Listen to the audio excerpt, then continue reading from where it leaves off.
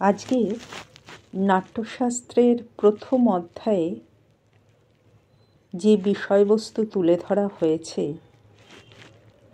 তার সংক্ষিপ্ত রূপ ডক্টর সুরেশচন্দ্র বন্দ্যোপাধ্যায় তার অনুবাদিত পুস্তক ভরতনাট্যশাস্ত্রে যেটা তুলে ধরেছেন সেই অনুচ্ছেদটা আজকের এই পর্বে আমি অডিওর মাধ্যমে আপনাদের কাছে তুলে ধরছি। প্রথম অধ্যায়ে ডক্টর সুরেশচন্দ্র বন্দ্যোপাধ্যায় লিখেছেন, প্রথমে নমস্ক্রিয়ার পরে লিখিত হয়েছে যে পুরাকালে মুনিগণ ভরতমুনিকে নাট্যবেদের উৎপত্তি, স্বরূপ ও প্রয়োগ প্রভৃতি সম্বন্ধে বলতে অনুরোধ করেন। প্রাচীনকালে ইন্দ্রাদি দেবগণ ব্রহ্মাকে এমন একটি পঞ্চম বেদ সৃষ্টি করতে অনুরোধ করলেন যা যুগপৎ শ্রবণ ও নয়নের রঞ্জক এবং সর্ববর্ণ গ্রাহ্য। তৎপর ব্রহ্মা ঋগ্বেদ, যজুর্বেদ, সামবেদ ও অথর্ববেদ থেকে যথাক্রমে পাঠ্যবস্তু, অভিনয়, গান ও রস নিয়ে নাট্যবেদ সৃষ্টি করলেন।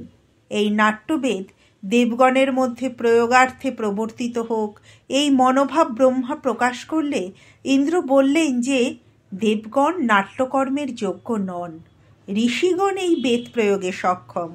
তৎপর ব্রহ্মার আদেশে ভরত শতপুত্রের সাহায্যে নাট্যবেদের প্রয়োগ করেন।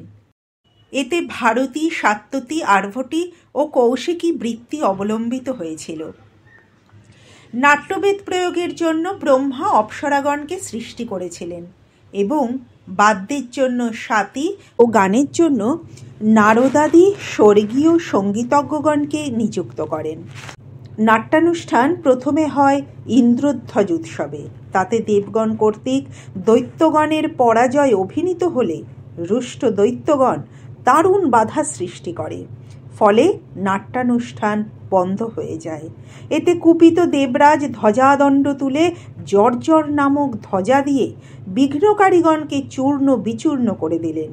তখন থেকে জর্জর হল নাট্যানুষ্ঠান ও অভিনেতাদের রক্ষক। তারপর নাট্যানুষ্ঠান চলতে থাকলে বিঘ্নকারীগণ অভিনেতাদের ভীতি প্রদর্শন করতে থাকে। তখন ভরতের অনুরোধে ব্রহ্মার আদেশে বিশ্বকর্মা রঙ্গালয় নির্মাণ করলেন। ব্রহ্মার আদেশে দেবগণ রঙ্গালয়ের বিভিন্ন অংশের রক্ষায় নিযুক্ত হলেন।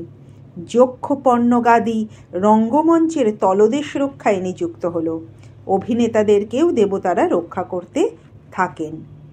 নাট্যানুষ্ঠানে তারা কেন বিঘ্ন সৃষ্টি করছে, ব্রহ্মার এই প্রশ্নের উত্তরে দৈত্যগণ বলল যে এই অনুষ্ঠানের দ্বারা তাদেরকে লজ্জা দেয়া হয়েছে, কারণ দেব ও দৈত্য উভয়ই ব্রহ্মা থেকে নির্গত।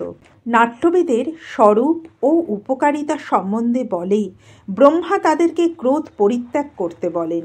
তিনি বললেন যে সপ্তদ্বীপা পৃথিবীর অনুকরণ এতে আছে এবং এই নাট্য সকলের আনন্দদায়ক। নাট্যমণ্ডপে যথাবিধি বলিদান, হোমাদি সহ সোপচার পূজা করতে দেবগণকে ব্রহ্মা আদেশ দিলেন। এর ফলে তারাও মর্তে পূজা পাবেন। রঙ্গপূজা ব্যতিরেকে নাট্যানুষ্ঠান করণীয় নয়। অবশেষে ব্রহ্মা ভরতমুনিকে রঙ্গপূজা করতে আদেশ দিলেন।